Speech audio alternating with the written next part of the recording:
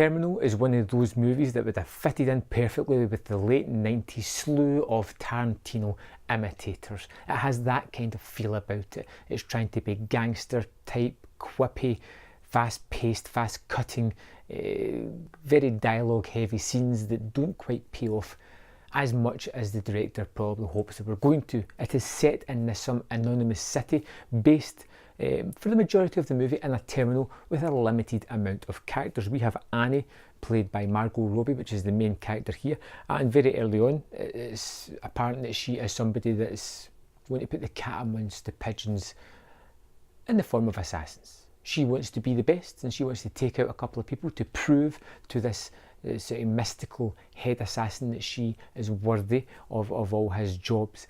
And that's the basic premise of the movie. Of course, there is more to it than that, but I don't really want to spoil or spend 10 minutes breaking down every scene of the movie for you. What we do have is this very stylistically shot movie that tries to be cool and just tries a little bit too hard, and by trying so hard it kind of fails miserably in certain aspects. Now, we have these two assassins in the movie. We have Simon Pegg's character, we have Margot Robbie's character, and we have Mike Myers, who seems to pop up as a sort of train conductor or janitorial services throughout the movie.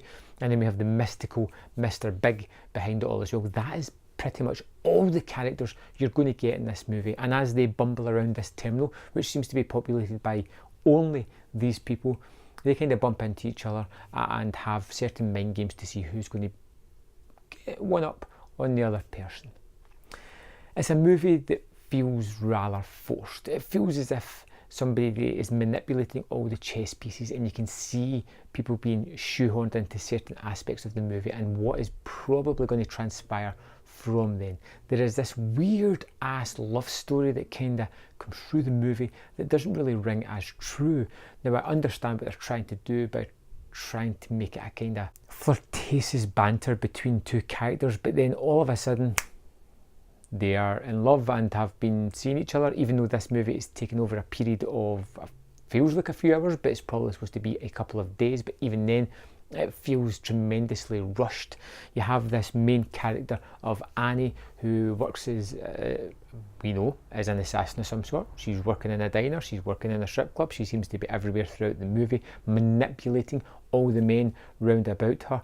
You have the typical twist in the tail that you didn't really know was coming, because there's no breadcrumbs leading to that aspect of that there's going to be a twist of some sort.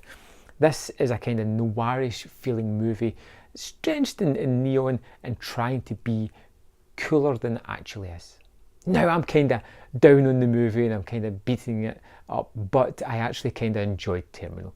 It does have lots of flaws, but it also has plus points as well. I felt that Margot Robbie was particularly good in this. Simon Pegg gives a good performance as well as a character. We don't often see him portray a kind of down in these dumps, negative character.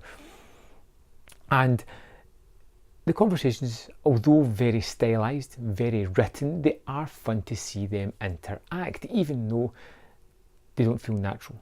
This is a very stylised world, and it's a very stylised conversation that these people are having. You need to remember that they're all assassins and they're all out for their own gains, and they're all trying to manipulate each other. And there is hidden fragments throughout the movie that we as viewers don't know that is supposed to repurpose some of the material that we've already seen, which is kind of underhanded in the way I look at movies. Give us the information, let's try and guess it ourselves. Don't show us after the fact and expect us to be surprised or as if it's going to change the view of the movie at that point. It's a little bit too late.